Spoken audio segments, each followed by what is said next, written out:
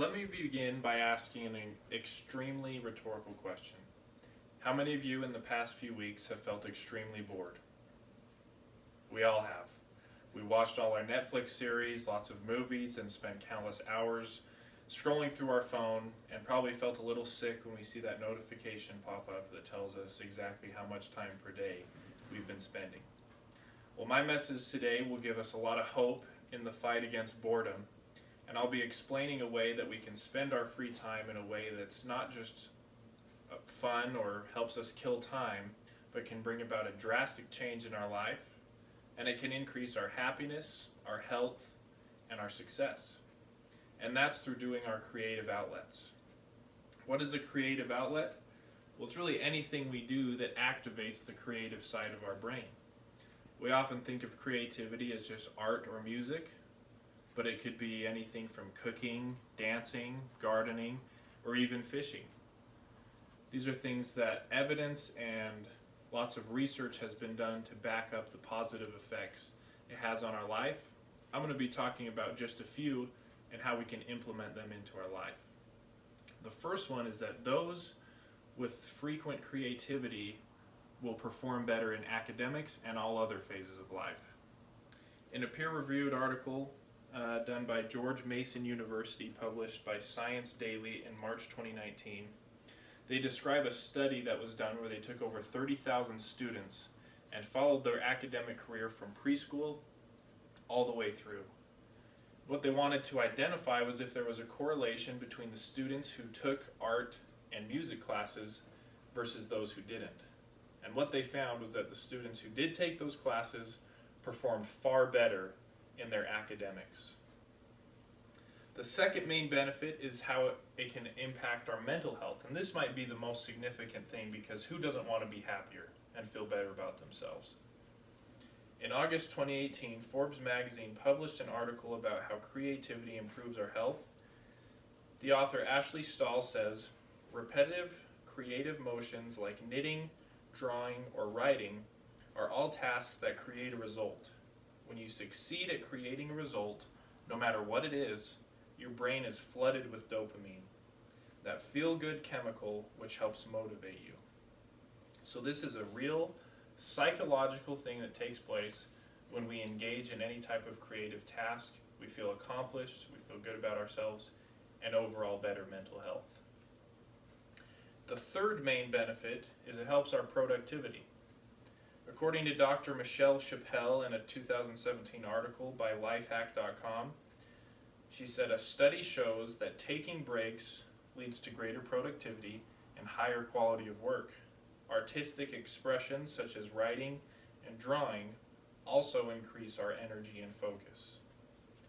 So we've all experienced when we're studying or when we're working and feel like we hit a wall and we need to take a little break and numb our mind on something.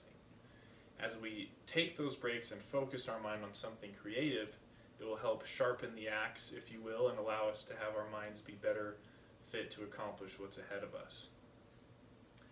Now, someone could be listening to this and think, this is all great, but I just don't really have a lot of time to do my creative outlet, or find those things always being put on the back burner.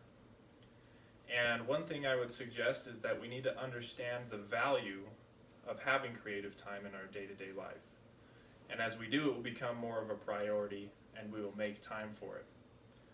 Another key to this, it was given in an article by Fast Company in 2014.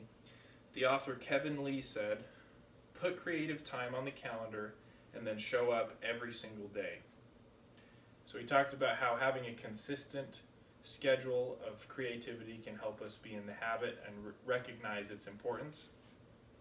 And even for those with very busy schedules, where we may only have 10, 20 minutes, he used the examples of speed painters, coffee cup artists, and I would throw in there a little 1 or 2 minute freestyle rap session. All these things, and even with the time constraints, can even help us to be even more creative. So I've done a lot of research in preparation for this and found a lot of evidence and studies that show all the positive things that flow from creativity. But I would have you understand that I know of these things for myself. As you all know, one of my creative outlets is rapping.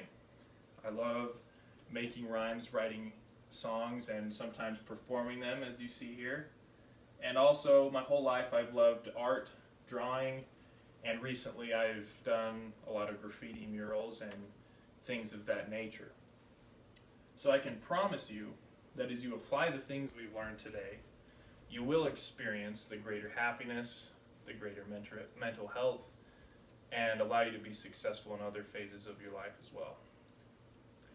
I would hope that after learning these things and seeing the value of creativity, that we won't view our creative outlets as just fun hobbies that we do in our spare time, but that we view creativity as a necessity. Dieter F. Uchtdorf, who is a leader of the Church of Jesus Christ of Latter-day Saints, was quoted saying in a 2008 address that the desire to create is one of the deepest yearnings of the human soul. It's literally something that we need in our life in order to truly thrive.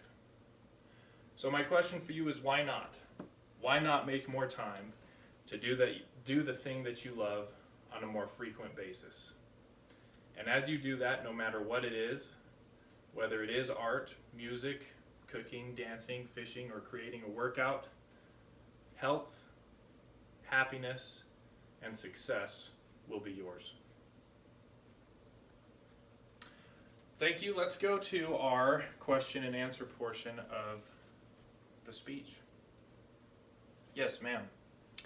How would you recommend a person find their own creative outlet, and how were you able to find yours?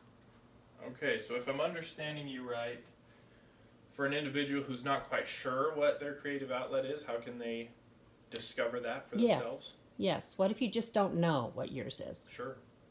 Well, for me personally, it came naturally just through things that I was already interested in. For example, my creative outlet of rapping came from the intertwined culture that hip-hop has with sports, and I've always loved sports, naturally liked hip-hop music, and then found myself writing songs.